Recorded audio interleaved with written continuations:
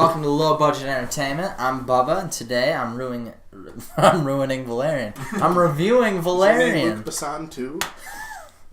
Good start. So Valerian, it's a movie about. It's in this entire new sci-fi world. I know it was a graphic novel, but to just a moviegoer, it's this universe where we're about, I think, hundreds of years into the future, and everything's super scientific, and there's a whole galactic federation, blah, blah, blah. Really good movie. I liked it. Some of my thoughts on the actors. Dane DeHaan, the guy who played Valerian, was great. Gave a very authentic performance. He was kind of like the douchey guy who you like, but then sometimes he says things and you're like, why do I like him? But then he does things and you just do. The female lead, who I don't remember her name. Her name's Cara Delevingne, you sexist pig. Oh my god.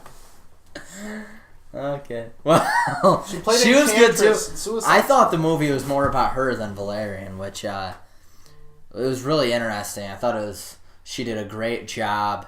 Her character was the one who was consistent throughout the movie, and she gave a very good performance. The villain, he was a bit lacking. A, you didn't really know who he was the villain until halfway through the movie, and B, once you did, he wasn't that great, but I thought that was okay. I didn't really mark it down as a con because the movie was clearly about the story of Valerian and his girlfriend. So something that I liked about the movie, scenery was fantastic. I know I say it so much, but in this one it was really cool. Lots of interesting scenes in this entire world that they built, where it's like it almost is like if you just erased the whole universe for Star Wars and redid it with today's technology. It was just a new, cool type of sci-fi movie with a unique place, unique setting. There's one where it's like they're in the same place, except in one dimension it's a desolate desert. And in another dimension, it's this gigantic city, like a marketplace, and you wear basically VR goggles, and you're in the other dimension. And it was just a really cool scene, and that's at the beginning. But like I said, the scenery and the world that they build is really cool. It was a cool new sci-fi story. You don't get to see a lot of those in today's society, which kind of sucks because there's so many creative people out there who have stories to tell in the sci-fi world that don't get told a lot because they just don't make a lot of money because people aren't going to see sci-fi movies unless it's named Star Wars or Star Trek or is in the Marvel Cinematic Universe. I mean, that's just kind of what it feels like, but I want more of this. I want to see, it's a shame because I don't think Valerian and whatever, I don't think they're going to get another story. Because Valerian and the City of a Thousand Planets didn't make a lot of money. But I thought it was a good enough movie to warrant a sequel, which is kind of a bummer. Dislikes. Some of Valerian's lines, corny as hell. That was just a minor complaint, but a lot of them just sounded like Biff from Back to the Future would have said it. And I'm like, that's super lame. Another dislike that I had is Rihanna was in this movie, if you didn't know. And spoiler alert, she's a very minor character, so I'm not going to do this in a spoiler section. But she dies.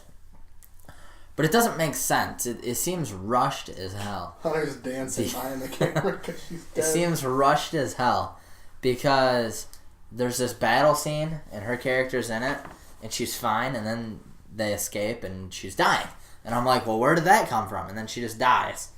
And then at the end, during the climax, they have one of those like classic the villain explains the entire plot of the movie to his helpless heroes, and then it bites him in the ass. And I don't really like that format in a movie. But other than that, I thought it was a really good movie. I'm not going to do a spoiler section because I don't have anything specific to say. Yes, Andrew. you saw A Cure for Wellness, right? Indeed. That was a great way to start your response. Thank you. Was Dane DeHaan better in that or this? What'd you say? Oh, shit. Just personal opinion. I think he was better in this. Really? Because I liked him a lot in A Cure. I did too. I think Dane DeHaan's an underrated actor. Well, he's my favorite in The Amazing Spider-Man 2. Was that supposed to be sarcasm? Yeah, because he plays the Green Goblin. Yeah, I mean, I was gonna say his performance is fine, just the writing was horrible. Oh yeah. No, Dane DeHaan's really good in this. Final thoughts. I think it's definitely something when it comes out on DVD. I think it'll be on Netflix just because they're gonna want as much money as they can, and I bet the per stream basis will make them more money than just not doing it and putting it on DVD. I encourage you to see it, whether you have to buy it on DVD or whether you just stream it on Netflix or whatever streaming service you have, because I thought it was a really good movie.